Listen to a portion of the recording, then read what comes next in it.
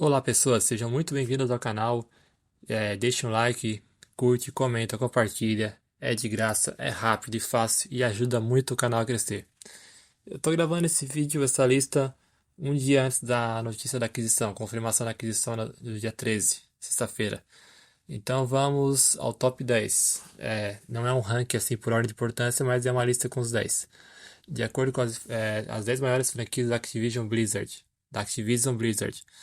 Call of Duty, World of Warcraft, Candy Crush Saga, StarCraft, Diablo, Overwatch, Crash Bandicoot, Tony Hawk Pro Skater, Spyro the Dragon e Guitar Hero. Essa lista é baseada em combinação de fatores, incluindo vendas, popularidade e impacto cultural. Call of Duty é a franquia de tiros em primeira pessoa mais popular do mundo, com mais de 300 milhões de cópias vendidas. World of Warcraft é um MMORPG de fantasia que é um dos jogos mais jogados do mundo, com mais de 100 milhões de contas ativas.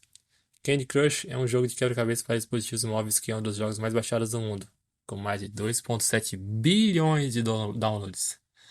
As outras franquias da lista também são extremamente populares e bem-sucedidas. StarCraft é um jogo de estratégia em tempo real que é considerado um dos melhores de todos os tempos. Diablo é uma série de jogos de ação RPG de fantasia. Overwatch é um jogo de tiro em equipe online. Crash Bandicoot e Tony Hawk Pro Skater são franquias de jogos de plataforma.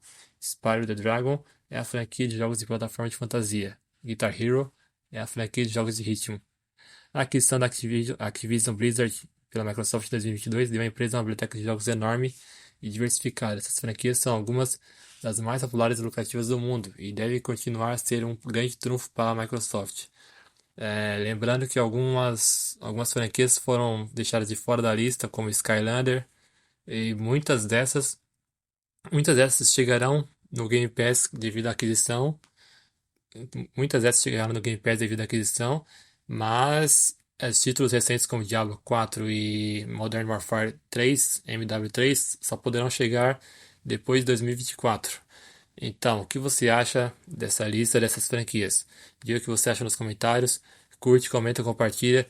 É de graça, é rápido, fácil, de graça. Valeu.